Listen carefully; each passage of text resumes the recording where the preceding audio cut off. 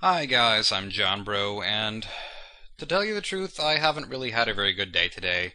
It's just been a really unpleasant, unsettling day. So I thought, what would be a great way to spend the end of this not-so-great day? And I thought, maybe I should play a video game that I hold dear to my heart. And I decided to go ahead and record this one.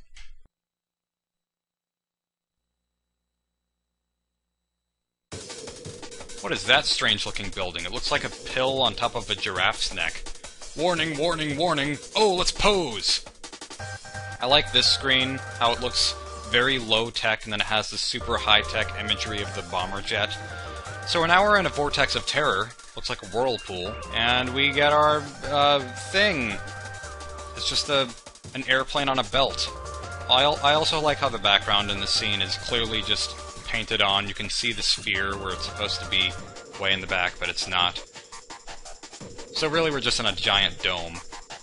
Actually, that's how most Nintendo 64 backgrounds, and maybe even all backgrounds in video games, are done, is with a giant sphere surrounding the area. Okay, now Bomberman can breathe underwater, even though he has no oxygen tank of any description, except on his lower half, which doesn't make sense. Now we have the ultimate beanie of power. Yeah, technology with beanies has increased immensely in the last several years, haven't you noticed? We can now fly, like they speculated in Calvin and Hobbes. Bomberman Hero. I don't know why I've been thinking about this game so much lately. It's just... Maybe I saw a related YouTube video or something that had this game on it, and I was just like, I want to play this game! And so I just decided I would. And then I also decided, spur of the moment, to make a Let's Play out of it, which is probably a terrible idea for me, but...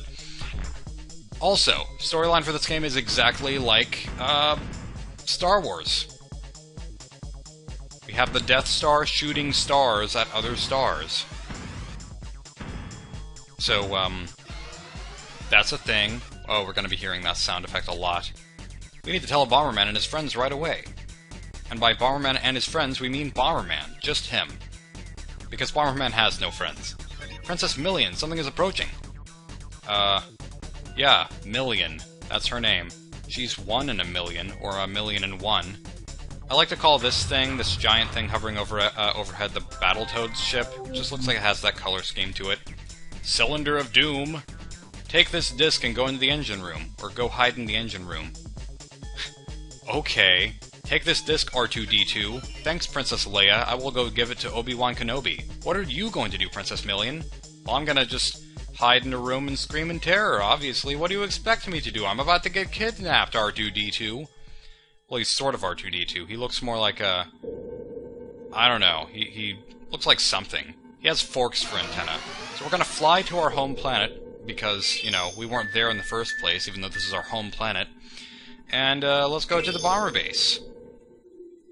This is just a little tutorial area, and it's very basic because there's not a whole lot to this game, but I really like this area a lot. Because areas like this in games always fascinate me for being, you know, an area that you can only visit once, and then after you've left the area you can't come back. That's pretty much what this little spot is. Because once you leave this area you can't come back to it, there's no way to enter that part of the level again. But I don't know. I just like it. It's got a great atmosphere, and I just exploded myself.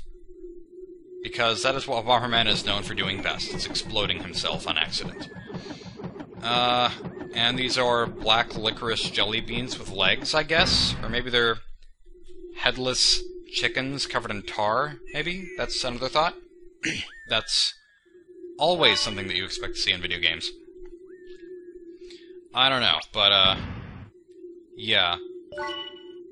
This game gets a lot of flack for a number of different reasons. I don't really know why, though, because I'll admit it is a pretty generic game. All you do is run and jump, and you can collect stuff and blow up enemies, and that's about all you do in the whole game, but I think the controls are slick. Once we hear more of the music, you'll realize how great the soundtrack is.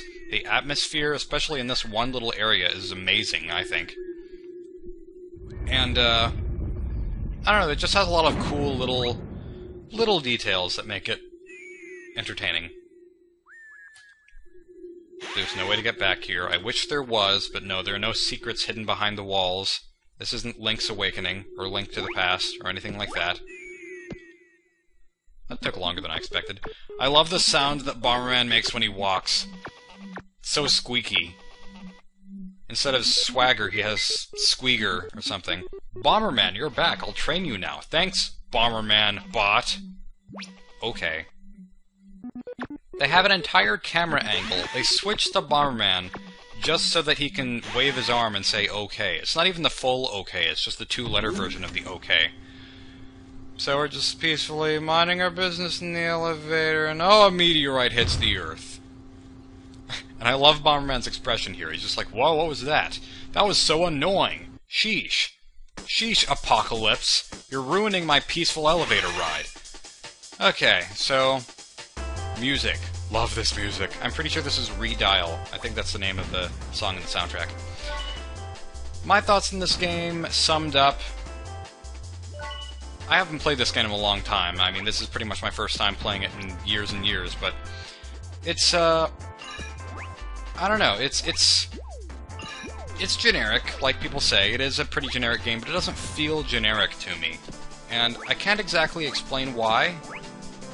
I guess it's all the things that I mentioned, you know, the music, the controls are slick as anything. I love the controls. Anytime I think of a game that just feels good, I think of this one. Also, Bomberman Bot is in the display window. Hello, Bomberman Bot. Can I buy you? Are you on sale? I will buy you for 8 blue crystals, because that's all I have. I will go broke for you. Anyways. Yeah, and, I don't know, this game also got a lot of criticism whenever it came out for not having a multiplayer mode, and I think it kind of still does. Which is also kind of stupid to me, because I know that a multiplayer mode, or not having a multiplayer mode, is unheard of in a Bomberman game, because that's kind of what they're known for, but still, it's a good game, regardless of it not being in the same realm as the other Bomberman games, and it has chickens, it has giant, fat chickens with babies inside of it that we explode because we apparently just aborted chickens. That's a terrible thing to do. Why'd you do that, Bomberman? The chicken did not make that choice. Or the rooster, or the hen. I guess I'll go with hen. That was a heinous crime. What? No, that was stupid. Okay. Yeah. Despite this game not having a multiplayer, I think that it's got a lot going for it. There's a lot of little things in it that make it... I don't know. I guess I have a lot of reasons for liking this game, but nostalgia is probably the reason that I love it. It's still a good game, though, just basic. It's just a good game. Not the best in the world, but still fun. And now... attack the chickens as they pop out of the hole that's clearly grated, so they shouldn't be able to come out of it. Maybe they're made of liquid. These are liquid chickens. Liquid chicken to the max. Yeah, that was strange and terrible also. Bomberman's just the most terrible person. He just... basically what he did was the equivalent of going up to an elementary school and saying, "Hey kids, there's ice cream outside," and they're like, "What ice cream?" And then he just shoots them all whenever they come out. That's basically what he did. Oh, Bomberman, you did it. Yep, you did it. You're so proud of yourself. The way he says, "I did it!" My sister and I make fun of that all the time, because it's just so... it's so pathetic sounding, but so funny all the same. Bomberman doesn't really sound like a man. He doesn't look much like a man in certain ways either. He's so pink. I like his color scheme, though. I like his blue and pink color scheme. He pulls it off better than most people do, but... yeah, he's just... I guess that's the same problem I have with Mr. Driller, because Mr. Driller does not look like a guy to me. He does not look like a Mr., even remotely in my mind. Partly because he wears pink, but also his eyes, and also his brown, like, longish hair that's covered up by... why can't I break that block? It's not like I even need to break the block, I just wanted to do it. Yeah, that's the problem I have with Mr. Driller. He does not look like a Mister, he just looks like a driller. Oh, goodness. This is a fun level. It's very simple, but it's still fun to me. Because of all the conveyor belts, all the treadmills. I need to get an elliptical in my room. We keep thinking about getting an elliptical in my room. We haven't actually found one yet, but I do need to exercise, because I just sit around playing video games all day. Well, not true. I sit around playing video games only really at night, and then the rest of the day I either work on schoolwork or I try to work on Flash animations, which doesn't work all the time, but I'm always working on something, despite what anyone says. These switches, I really don't understand my mindset for this, but they've always looked like suitcases. They just look like suitcases. It looks like I could pick one. It looks like I could just pick one up and then carry it around with me, like, you know, maybe part of the reason that I think that is because this place looks kind of like an airport. Because it does have the treadmills and conveyor belts and everything. Because it's always fun to run on those in an elevator. Or not an airport. Airport, elevator, same thing. Clearly the same thing. One and the same. I don't know where my mind's gone. I must not have a mind. It was blown up by Bomberman a long time ago. And card key! We could use this card key to go up there and open that door, but I'm going to do that later. I'm going to do that on a second playthrough of this level, which shouldn't take too long. So I might not even cut that out, depending. But that's one way to beat the level, and hello, Tinker Toy of Doom. I will destroy you. I said that after I already destroyed you, so that was kind of pointless, but yeah, I'm going to do that. I'm going to beat the level the normal way in a bit, but first I want to 100% it, because 100%ing is what I want to kind of do with this game, but I've never 100%ed this game before. I haven't even beaten this game all the way through before, so I'm not sure if I'm not gonna promise anything, because the bosses in this game are freaking ridiculous to try to 100%. They're even hard to beat. So, yeah, I might ditch the whole 100%ing idea. And that's kind of one of the reasons that I've delayed playing or Let's Playing this game, is because I've kept wondering whether or not I should 100% it, even though I never have before, because if you're going to do a Let's Play, you're probably only going to do it once, so you might as well do it right the first time. But, I don't know. I should just enjoy this game. Yeah, I can hide behind the arrows. I always thought that was cool. It's not even that interesting, but it's still cool to me. Bam! I did it! Yeah! Oh, wait. Well, I guess we can go to the secret room first. Whatever. Secret room's pretty cool, too. This room... this isn't a room, this is kind of outdoors. This is the first time that we haven't been in a room.